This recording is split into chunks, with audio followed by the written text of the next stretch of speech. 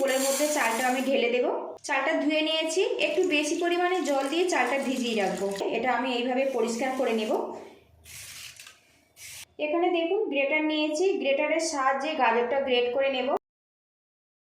আমি 1 গ্লাস পরিমাণে জল দিয়ে জলটা গরম হতে দেব। নমস্কার বন্ধুরা, আমি অনিন্দিতা। আপনাদের সকলকে 2025 নতুন বছরের আগামী শুভেচ্ছা। ভালো থাকবেন, সুস্থ থাকবেন এই কামনা করছি। আজকের আমি গাজর আর সামান্য বিরিয়ানির চাল দিয়ে লোভনীয় একটা রেসিপি শেয়ার করব। আশা রাখছি ভালো লাগবে।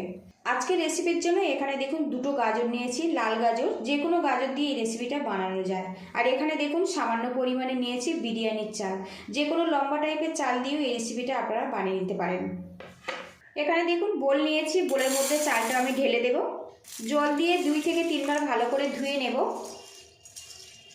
চালটা ধুয়ে নিয়েছি, একটু বেশি পরিমাণে জল দিয়ে চালটা ভিজিয়ে রাখবো। এবার এটা আমি সাইড করে দেব। আর বন্ধুরা, এই গাজরের গায়ে হালকা একটা আস্তরণ আছে, এটা আমি এইভাবে পরিষ্কার করে নেব। 2টো গাজর আমি এইভাবে ক্লিন করে নেব। তো বন্ধুরা দেখুন, একটা গাজর কিন্তু আমি ভালো করে ছাড়িয়ে নিয়েছি। বাকি যে গাজরটা আছে ওটাও ছাড়িয়ে নেব। আর বন্ধুরা, প্রতিদিনের মতো আপনাদের কাছে একটা রিকোয়েস্ট করছি, ভিডিও শুরুতে একটা লাইক দিয়ে দেবেন। আপনাদের একটা লাইক পরবর্তী নতুন ভিডিও বানাতে কিন্তু অনেকটাই উৎসাহ দেয়। আর চ্যানেলে নতুন হয়ে থাকলে চ্যানেলটিকে সাবস্ক্রাইব করে প্লিজ বন্ধুরা সাপোর্ট করবেন। আর রেসিপিটা ভালো লাগলে একটু শেয়ার করে দেওয়ার অনুরোধ রইল। তো দেখুন 2টো গাজর কিন্তু আমি ছাড়িয়ে নিয়েছি, আরও একবার আমি ধুয়ে নেব। এখানে দেখুন গ্রেটার নিয়েছি, গ্রেটারের সাহায্যে গাজরটা গ্রেট করে নেব। আর বন্ধুরা, এখানে কিন্তু সরু গ্রেটার দিয়ে গাজরটা গ্রেট করতে হবে। এইভাবে গ্রেট করে নেব। আপনারা তো গাজরের হালুয়া বা বিভিন্ন রকম গাজর দিয়ে রেসিপি খেয়েছেন। আজকে যে রেসিপিটা শেয়ার করছি একদম নতুন ধরনের। বন্ধুরা একবার এইভাবে ট্রাই করে দেখতে পারেন, খুবই ভালো লাগবে। আর বন্ধুরা, এখানে আমার প্রয়োজন মতো নিয়েছি, আপনারা কম বেশি করে নিতে পারেন। পুরো গাজর আমি গ্রেট করে তারপরে আপনাদের সঙ্গে দেখা করছি। এদিকে দেখুন বন্ধুরা, গাজরটা গ্রেট করে নিয়েছি। আর গাজরের মাঝের অংশটা আমি বাদ দিয়েছি। এই মাঝের অংশতে কোনো রকম স্বাদ নেই, সেই জন্য। তো দেখুন এগুলো আমি বাদ দিয়ে দেব। এখানে প্যান গরম করে নিয়েছি, এর মধ্যে সামান্য ঘি দিয়ে দেব। এদিকে দেখুন ঘিটা কিন্তু মেল্ট হয়ে গেছে। এবারে এর মধ্যে দিয়ে দেব গাজর। গাজরটা হালকা করে নাড়াচাড়া করে নেব। গাজরের যে একটা কাঁচা গন্ধ ওটা চলে যাবে। এবারে এর মধ্যে সামান্য পরিমাণে লবণ দিয়ে দেব। জাস্ট রেসিপিটা একটু সুস্বাদু হবে, সেই জন্য সামান্য লবণ দিলাম এর মধ্যে। দিয়ে একটু নাড়াচাড়া করে নেব। বেশ কিছুক্ষণ নাড়াচাড়া করে নিয়েছি। গাজরের যে একটা কাঁচা গন্ধ ওটা কিন্তু চলে গেছে। এবারে এর মধ্যে দিয়ে দেব সামান্য পরিমাণে সুজি। 50 গ্রামের মতো সুজি এখানে আমি ব্যবহার করলাম। গাজরের সাথে সুজিটাও একটু নাড়াচাড়া করে নেব, সুজির যে কাঁচা গন্ধ ওটা যাতে না থাকে। আর এর মধ্যে কিন্তু এক্সট্রা করে কোনো রকম জল দেব না বন্ধুরা। গ্যাস লিডটা একদম কমে রেখে গাজরটা আর সুজিটা একসঙ্গে নাড়াচাড়া করে নেব। এতে গাজর থেকে যে জলটা ছেড়ে দেবে তাতেই কিন্তু সুজিটা নরম হয়ে যাবে। সুজি আর গাজরটা কিছুক্ষণ নাড়াচাড়া করে নিয়েছি। এবারে এখানে দেখুন 2 চামচ পরিমাণে দুধ রেখেছি, দুধটা দিয়ে দেব।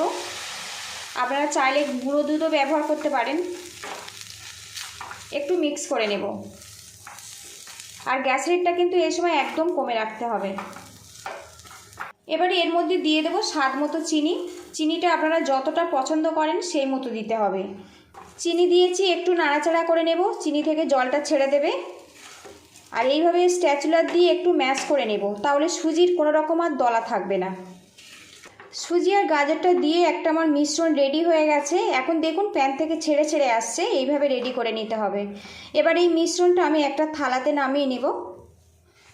আর এখন কিন্তু বন্ধুরা সুজিটা কিন্তু বেশ সিদ্ধ হয়ে গেছে, দেখুন কত সুন্দরভাবে এটা রেডি হয়েছে। দেখুন সুজির মিশ্রণটা আমি নামিয়ে নিয়েছি। এবার এর মধ্যে আমি 1 গ্লাস পরিমাণে জল দিয়ে জলটা গরম হতে দেব। এদিকে বন্ধুরা, যে চালটা আমি প্রথমে জলে ভিজিয়ে রেখেছিলাম তার মধ্যে যে এক্সট্রা জলটা ছিল সেটা আমি ফেলে দিয়েছি। দিয়ে একটা থালাতে দেখুন এইভাবে ছড়িয়ে নিয়েছি। এখানে সুজির মিশ্রণটা কিন্তু ঠান্ডা করে নিয়েছি আর হাতে সামান্য ঘি লাগিয়ে নিয়েছি।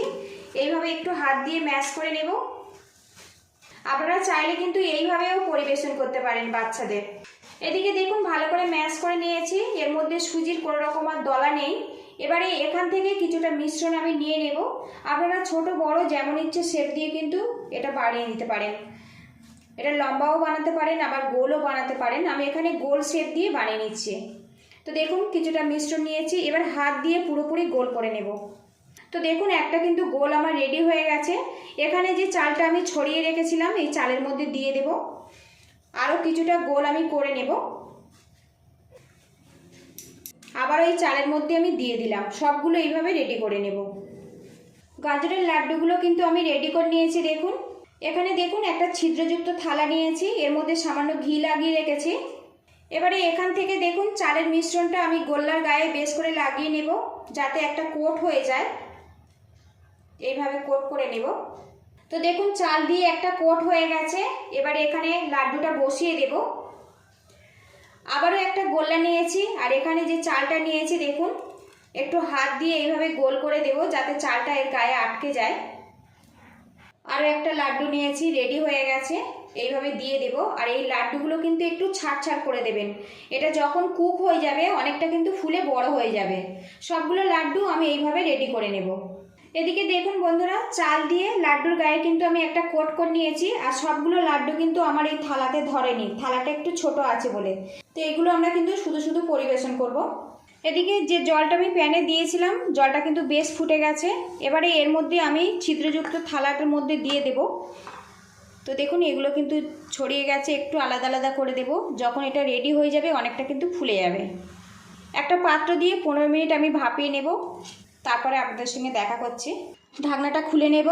আর আজকের বন্ধুরা এই রেসিপিটার নাম হলো গাজরের কদম ফুল পিঠা। গাজরের কদম ফুল পিঠা পুরোপুরি কিন্তু রেডি হয়ে গেছে। গ্যাস লাইটটা বন্ধ করে এটা নামিয়ে নেব। আর বন্ধুরা যারা গাজর খেতে একটুও পছন্দ করে না, বিশেষ করে বাচ্চারা, একবার কিন্তু এইভাবে কদম ফুল পিঠা বানিয়ে খাওয়াতে পারেন। আশা রাখছি ওদের খুবই ভালো লাগবে। রেসিপিটা যদি ভালো লাগে তো একটু লাইক দেওয়ার অনুরোধ রইল। আপনাদের একটা লাইক পরবর্তী নতুন ভিডিও বানাতে কিন্তু অনেকটাই উৎসাহ দেয়। আর চ্যানেলে নতুন হয়ে থাকলে চ্যানেলটিকে সাবস্ক্রাইব করে সাপোর্ট করবেন, আর যতটা সম্ভব একটু শেয়ার করে দেওয়ার অনুরোধ রইল। এটা নামিয়ে পরিবেশনের জন্য রেডি করব, তারপরে আপনাদেরকে দেখাচ্ছি। কদম ফুল পিঠাগুলো একটু দেখতে ভালো হওয়ার জন্য এখানে দেখুন কেশরি কালার নিয়েছি, ফুড কালার ব্যবহার করেছি। এবারে এর মধ্যে অল্প অল্প দিয়ে দেব। আর বন্ধুরা একদম নতুন স্বাদের গাজরের কদম ফুল পিঠার রেসিপিটা যদি ভালো লাগে তো বাড়িতে একটু এইভাবে বানানোর অনুরোধ রইল। কেমন হয়েছে অবশ্যই কিন্তু কমেন্ট বক্সে জানাবেন। পুরো ভিডিওটির সঙ্গে থাকার জন্য অসংখ্য ধন্যবাদ। আপনারা ভালো থাকবেন, সুস্থ থাকবেন। দেখা হবে নেক্সট ভিডিওতে। আর বন্ধুরা এই রেসিপিটা কিন্তু আপনারা বিকালের হালকা খিদাতেও কিন্তু পরিবেশন করতে পারেন, কিংবা সন্ধ্যাবেলার জলখাবারেও পরিবেশন করতে পারেন। এটা কিন্তু বাচ্চারা আনন্দের সহিত খেয়ে নেবে। তো বন্ধুরা পুরোপুরি রেডি হয়ে গেছে, এবার এটা আমি পরিবেশন করব। আর এখন লুকিংটা দেখুন। আর বন্ধুরা আমি সবসময় কিন্তু ঘরে থাকা উপকরণ দিয়ে নতুন নতুন রেসিপি শেয়ার করার চেষ্টা করি। অবশ্যই আমার পাশে থাকবেন, একটু সাপোর্ট করবেন যাতে সামনে এগিয়ে যেতে পারি। আজকের ভিডিওটি এখানেই শেষ করছি। আপনারা ভালো থাকবেন, সুস্থ থাকবেন। দেখা হবে নেক্সট ভিডিওতে।